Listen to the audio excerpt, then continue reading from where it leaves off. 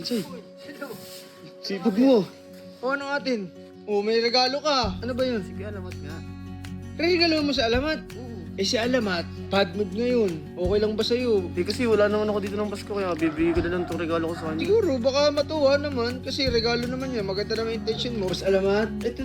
Eh, naghanap sa'yo. May gustong magregalo sa'yo. Kaya alamat, bibigay ko lang po yung regalo. Regalo ko po para sa inyo.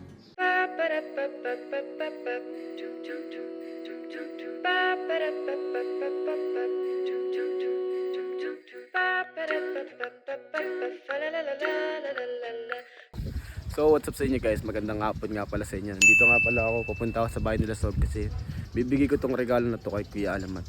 Pinag-ipunan ko nga pala to kasi bigay nila dati yung mga pera, kaya iniipon ko lang yung allowance ko para makabili ako ng mga regalo. Madami, kahit skin may regalo din sa akin, lahat ng mga tao sa akin guys may regalo binigay ko talaga kasi malapit na yung Pasko eh di naman ako magpapasko dito sa kanya, kaya inuuna ko nila yung mga regalo nila, baka di ko kasi mabigay guys Ngayon, punta muna ako dun kila Kuya Alamat. Sana magustuhan niya tong binili kong regalo sa kanya. Uy, sakto si Insay.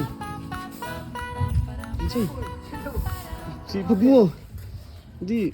Magpapatulong sa kanila sa'yo. Nandiyan ba si Kuya Alamat? Nandyan. Anong nakabidyo ka? Aka na. O ano atin? O may regalo ka. Dahil ba magpapasko? Wala rito si Kulin. Hindi naman si Kulin nakabul ko. O, ano ba yun? Si Kuya Alamat nga. Regalo mo sa Alamat? Oo. Eh kasi wala naman ako dito ng Pasko kaya bibigay ko na lang itong regalo ko sa kanya. Eh si Alamat, bad mood ngayon. Okay lang ba sa'yo?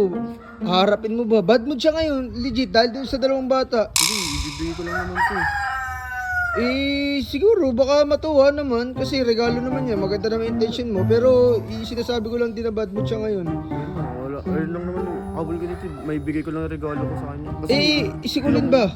Ba't tayo mo regalo si Kulin? meron naman ako regalo sa kanya. Naregalaan ko na nga siya nagalit nga sa akin, di ba?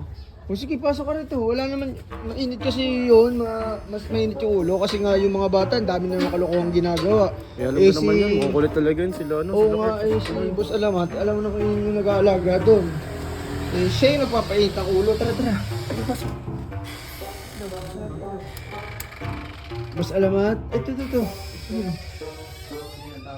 Naghanap sa'yo. May gustong magregalo sa'yo.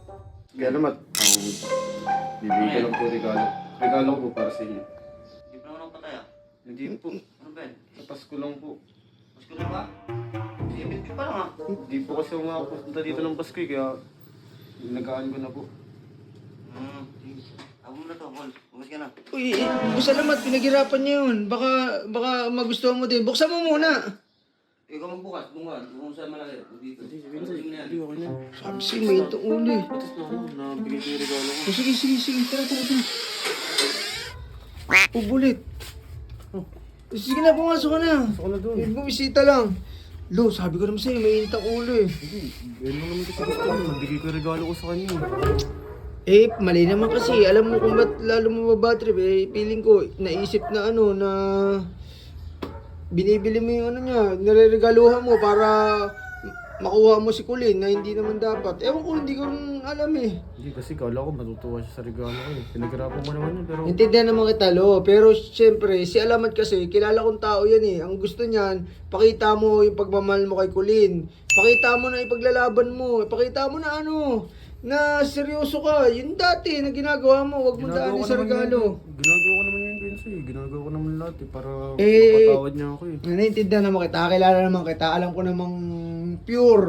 Tsaka ano naman talaga yung pagmamahal mo. Kaso, syempre, nandun pa rin yung pagiging kuya niya. Sabagay. Pero yun lang naman nakabol ko yun sa'yo. Magbigay regalo ko Anong balak mo ngayon? Dito muna, uwi muna ako sa amin. Sige na. May gagawin din ako. Ingat ka, Lo. Bisita ka na lang. Sabihan kita pag nandiyan si Colin. Tsaka, alam mo naman kakampi mo naman pagdating kay Colin. Sige, pwede sa'yo. Next time pag may mga kailangan ng Oo.